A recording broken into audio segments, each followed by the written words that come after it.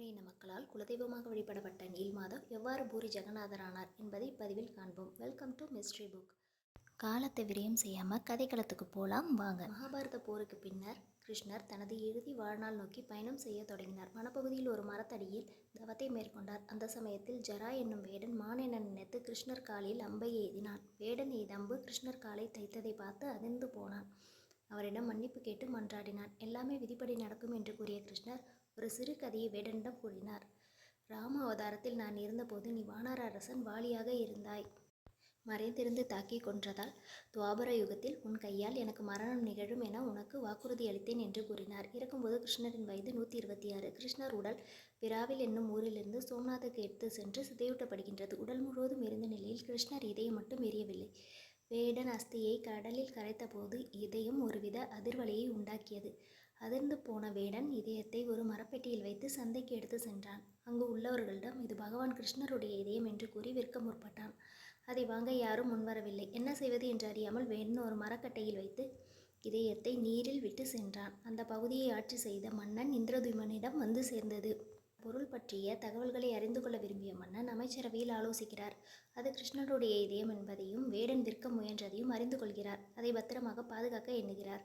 அந்த சமயத்தில் மன்னர் வனப்பகுதி சென்றபோது பழங்குடியின மக்களின் குலதெய்வமாக வழிபடக்கூடிய நீல்மாதவ் விக்கிரகத்தை பற்றி அறிந்து கொள்கின்றார். அதை காண ஆவல் கொள்கிறார். ஆனால் அப்பகுதி மக்கள் தன் இன மக்களை தவிர வேறு யாரையும் வழிபட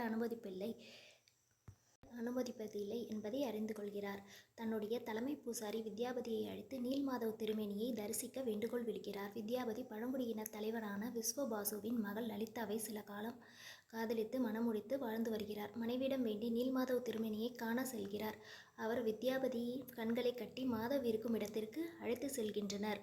வித்யாபதி சமயோஜிதமாக கடுகு விதைகளை வழிநெடுக தூவி சென்றார். நீல்மாதவ் திருமேனியை கண்டு தரிசனம் செய்து மகிழ்கிறார். சில மாதங்கள் கழித்த மன்னனை சந்தித்து நடந்தவற்றை கூறினார். கடுகு செடிகளும் அந்த பாதையில் நன்கு வளர்ந்து இருந்தது. மன்னரை அந்த வழியாக நீல்மாதவ் குகைக்கு அழைத்து செல்கிறார். ஆனால் குகையில் மாதவ் திருமேனி இல்லை. மன்னர் சோகமாக நாடு திரும்பினார். அன்றிரவு மன்னர் கனவில் தோன்றிய பகவான் எனக்காக ஒரு கோயிலை கட்டு, நாளைக்கு கடற்கரை சென்று பார், சிலை செய்ய தேவையான பொருள் வந்து சேரும் என்று கூறி மறைந்தார். மன்னர் தனது சேனைகளை அனுப்பி கடலில் எந்த ஒரு பொருள் மிதந்து வந்தாலும் தன்னிடம் கொண்டு வந்து சேர்க்குமாறு உத்தரவிட்டார். மிதந்து வந்த கட்டைகளை மன்னரிடம் கொடுத்தனர். அதற்கு முறைப்படி பூஜை செய்து சிலை செய்ய உத்தரவிட்டார்.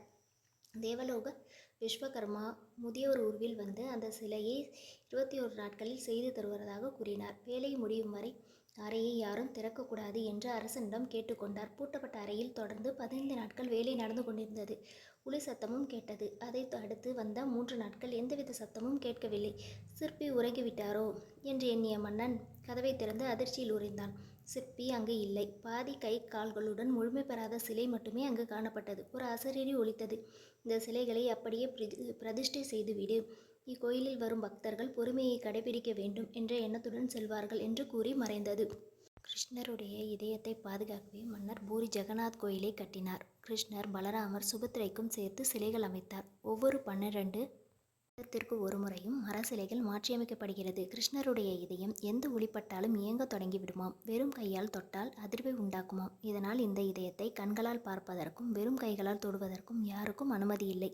ஒவ்வொரு முறை புதிய சிலையை மாற்றி அமைக்கும் போதும் அர்ச்சகர்கள் கட்டிக்கொண்டும் கைகளில் பட்டு துணிகளை சுற்றி கொண்டும் மாற்றியமைக்கின்றனர். அன்று பூரி நகரம் முழுவதும் மின்சாரம் துண்டிக்கப்படுகின்றது. பூரி நகரம் முழுவதும் இருளில் மூழ்கியிருக்கிறது. போலீஸ் பாதுகாப்புடன் இதயம் ஒரு இடத்திலிருந்து மற்றொரு இடத்திற்கு மாற்றியமைக்கப்படுகின்றது.